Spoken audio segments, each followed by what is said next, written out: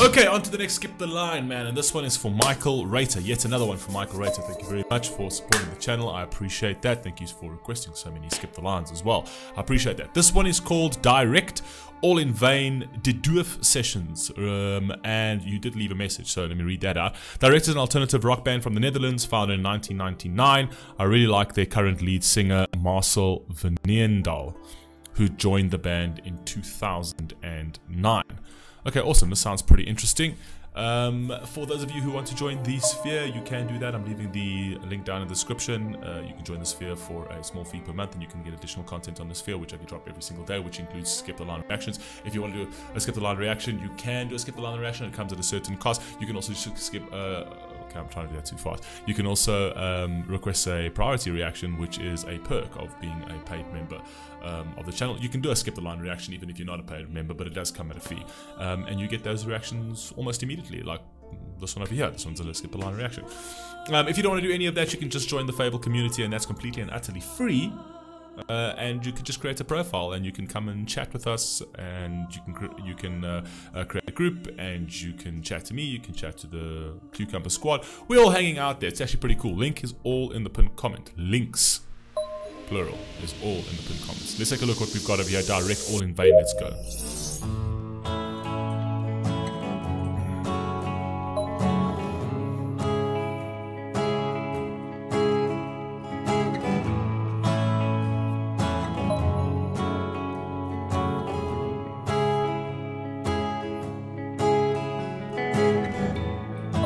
It's you and her that hurt me.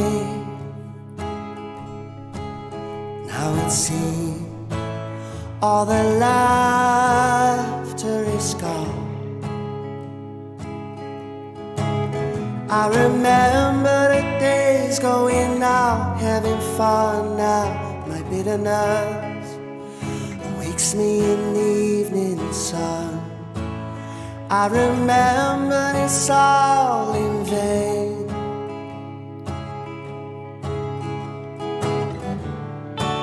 Summer night, drawn by the fire, all the embers were smoldering still. Now I'm lost in the cold. Wasted all I got. Taste the sour from my eye. My face is raw with salt. Yo, this dude's voice is insane. Oh my god. Look, it actually sounds like a song of regret to a certain degree. It's almost like he reminisces certain great parts of his life and a lot of beauties in his life, and I feel like there were also a lot of mistakes he made that brought him to a point where he kind of feels like it was all in vain. It's like you know he had all these beautiful moments. He worked so hard for all these things, and then it came to a point where he gave it all up. I'm not entirely sure. I'm trying to piece the story together a little bit, but his voice, though, wow, his voice is insane, absolutely insane. I want to go back there. That chorus is mad. I'm lost in the cold. Wasted all I got. Mad. Taste the sour from my eye. Jeez, his voice is insane. My face is raw with salt. Starving candles, dying light. Hey, I love the way he referred to that. Starving candles, dying light, right? So starving, there's actually like candles that are dying. It's almost like a metaphor to his own life. It's like starving candles that no longer have any more fuel or oxygen to keep them lit, right? And they're almost like they're dying, they're dissipating, right? And the dying light, with that goes the light, the beauty. That's a really nice way, and with that goes the fire, right? That's a really nice way. Starving candles. I've never heard anyone refer to it that way. Starving candles, dying light. You know what I mean? Where you actually starve the candles of what it needs, of its oxygen, right? And that kind of like is an analogy to his life, essentially. Brilliant, man. Dying light.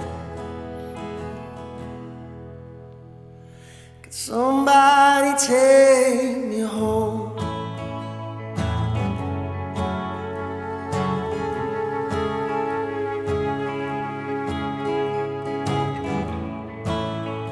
Hey, he's feeling it though, eh? Absolutely feeling it. In our prime, we prospered. Still I fear the rain coming down. Hey, it's true. I remember the nights holding hands in the park in our innocence, stirring up the passionate spark. Not everybody prospers in their prime. I felt like I prospered when I was out of my prime. Well, I don't know. Depends what you call your prime in terms of the different stages of your life, essentially. I kind of felt like my prime was my 20s. And I kind of... my 20s were a blur, firstly. And secondly, I didn't prosper for shit in my 20s. Let me just tell you that, right? Didn't prosper for shit in my 20s. But yeah, I kind of feel like he's got the inverse of that. So he's basically, what he's saying is like in your prime he prospered where there wasn't a care in the world, and as he got older, like it kind of all fell apart for him, essentially. For me, it's kind of like the other way around. As I got older, things started getting better, where the younger I was, the more shitty things were. Let's go. Remember the golden days,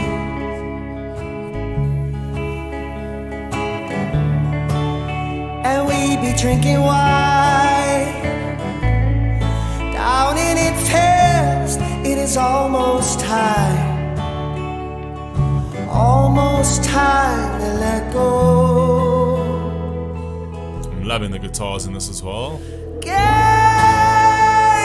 all I got. I'm in pieces, torn apart. This dude's voice though, Jesus. When he goes into that chorus, it is just insane. So piercing. It's almost like it's how can I say this? How can I say this? That's going to correctly describe the way his voice actually comes across. It comes across with piercing agony, right? Like that chorus comes across with piercing agony. You can feel it, man. You can feel the regret. It's like mad. Really good though. I got.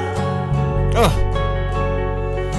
I'm in pieces, torn apart. How I know it is all my fault. Starving candles. I love this line. Dying light.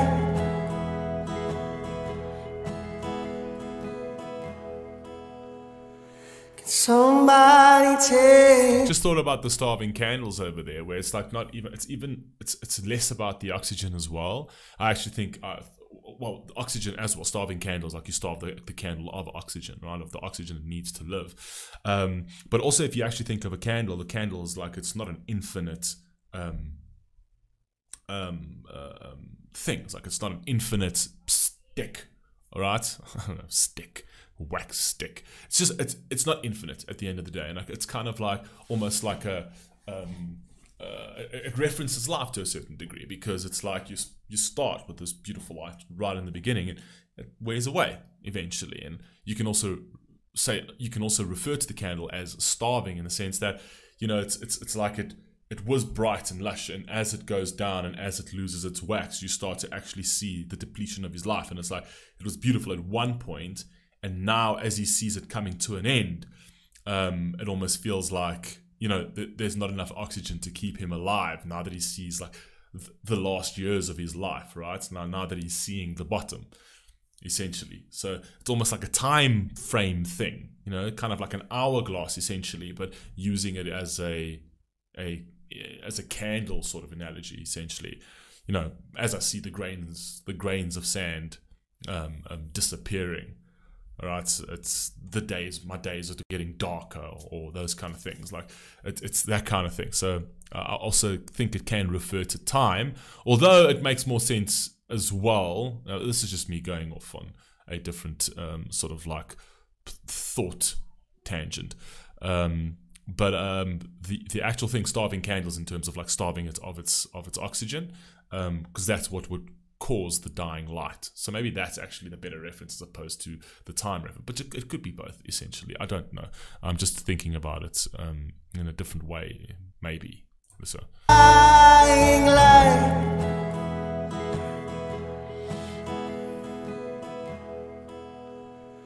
Can somebody take me home?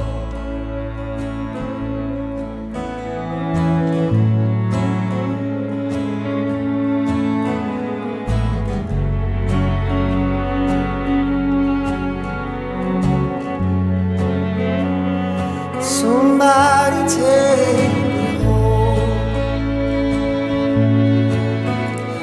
I like that, and I've heard that in one or two other pieces where I thought it's really it's a beautiful thing. Like, you know, you get when you come from like the spiritual thing, where you not even the spiritual thing, just from like the motivational thing, where it's like a human soul needs to explore, and it needs to go out there, and it needs to look for new journeys, and it needs to tread different paths in order to find themselves and things like that, right? And that's a great thing to tell somebody, and that's a great thing for someone to go and get. But sometimes that journey isn't great. Like, you know, you trudge out on this journey to find yourself and to look for answers, and sometimes you don't find those answers, and sometimes what was meant to be a beautiful journey lands up being a really atrocious journey, essentially. So I like the idea is that, you know, you've got to leave home base. Like, you've got to leave home base in order to experience the world, and in order to build a thicker skin, and in order to get stronger and things like that. But the one thing that not many people speak of is that home base as well for a human being is very sort of, it's healing, it's neutralizing.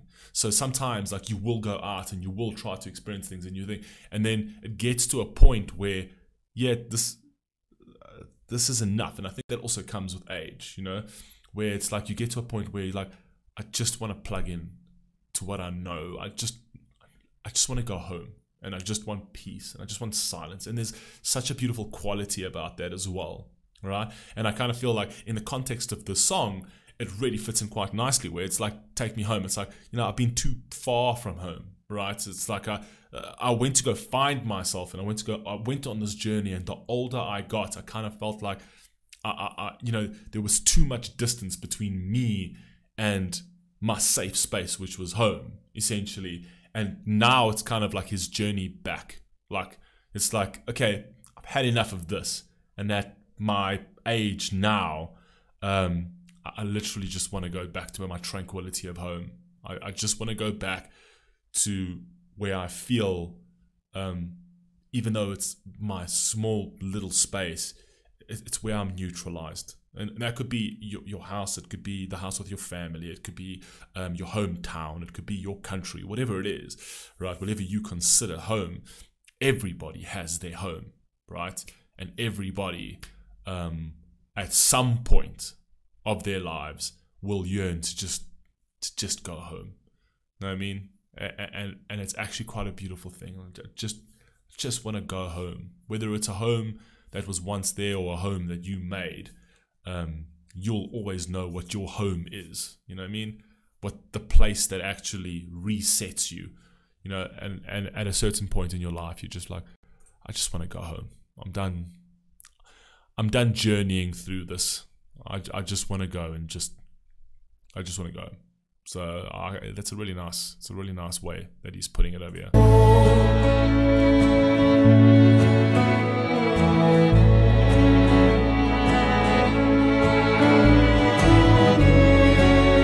Beautiful instrumentation as well.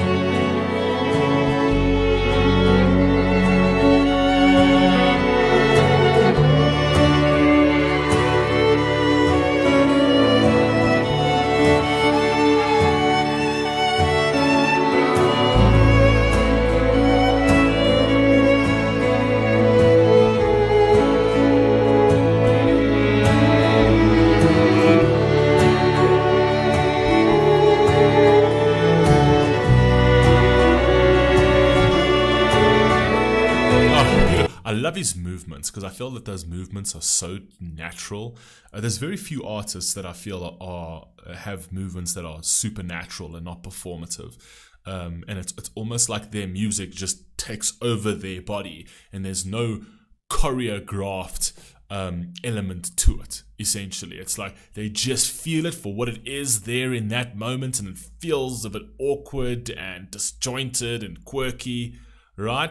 But it's just them feeling it, right? This is a great example of it. Another person who's a great example of that is Aurora as well. She really just, her body just does its own thing because she just feels music in a different way. It's less choreographed. Specifically in her live sessions, she's got like this wavy tree motion that's not choreographed. She just feels like doing that. Right? And then another person who does that is Tyler Joseph from 21 Pilots. Favorite band in the world. Absolutely insane. If you don't know them, good Lord, get to know them, right?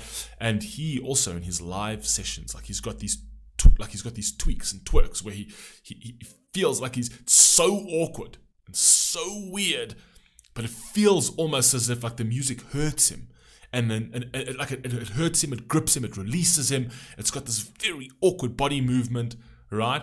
But sometimes he does this, right? When he's singing, right? I don't know, it looks a bit weird now, but if you actually watch his concert and you understand, you feel what he feels essentially.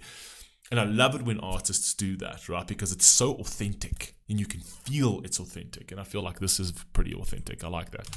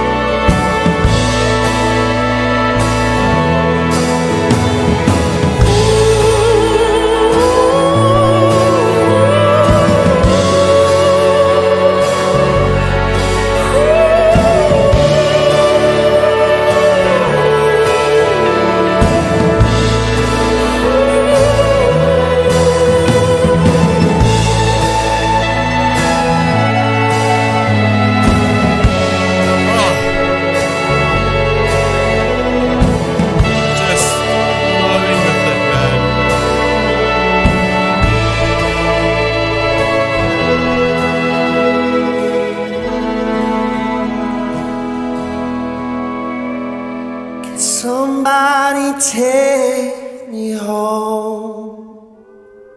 Mad. That piece was super, super cool. Wow. Wow, I like that. That was special. That was special, man. That is a unbelievable piece of music. I loved everything about that. I loved the instrumentation. I loved the arrangement of all of it. I loved the main singer. I don't even talk anymore. The main guy. Like, literally, God, this was super amazing. His voice is spectacular. Man, he took you on a journey with this, with everything, right? The way he sang, the way he delivered that, specifically on that chorus, right? The way it was almost, it was like I said, it was agonizingly piercing, but then also liberating to a certain degree.